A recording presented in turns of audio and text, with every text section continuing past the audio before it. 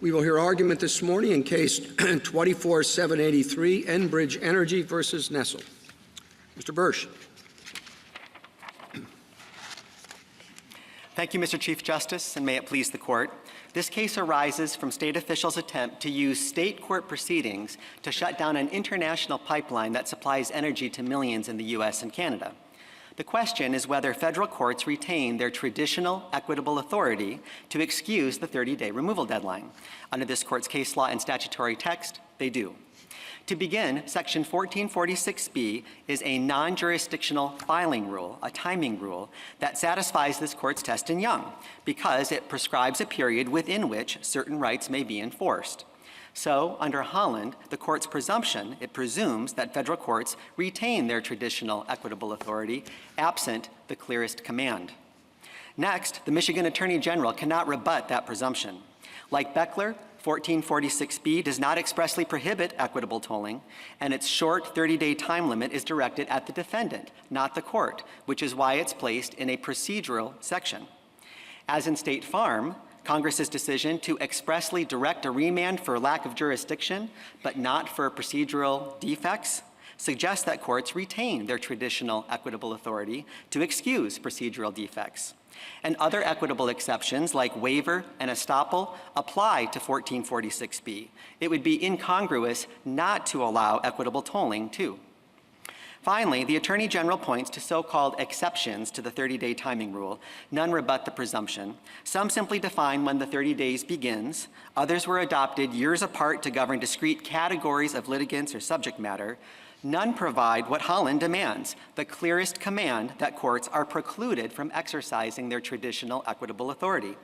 In sum, there's no need to break new ground here. We ask that you apply the Court's well-settled precedents and reverse. I welcome the Court's questions.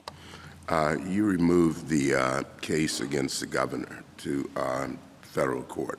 We did. Why wasn't this removed? Basically the same case.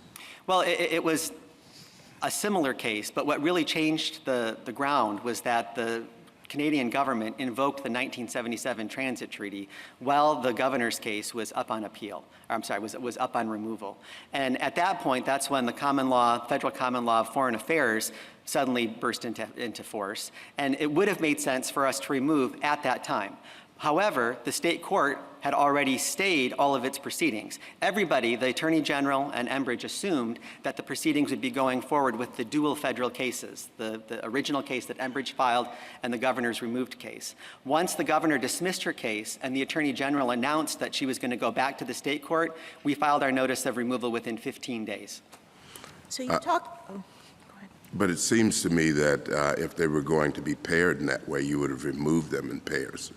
Because that suggests that they were very much similar.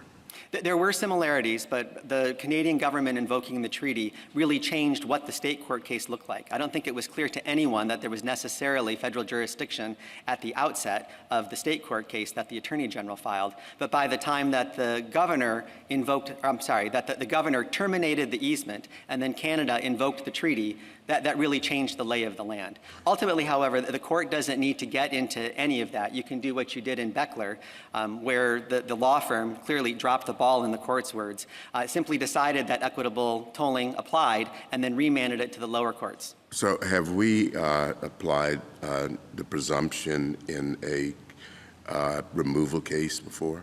This will be the first time, and I'm glad you brought that up, Justice Thomas, because I think that's one of the linchpins of this case. And I rely on 3 unanimous decisions of this court why you should apply it here.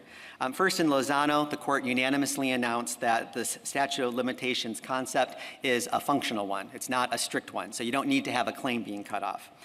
Second, a great example of that is Young, also a unanimous decision.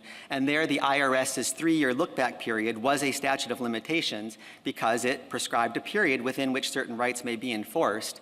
And that was true even though the statute did not eliminate the IRS's claim, only some of the IRS's mechanisms for enforcement, just like removal. And then finally, the unanimous opinion in Nutraceutical, where again, the plaintiff lost their right to an interlocutory appeal of the denial of class certification, but they did not lose their claim. And they could always bring up that class certification issue later after final judgment, and yet the court looked for clear intent to preclude tolling. Well,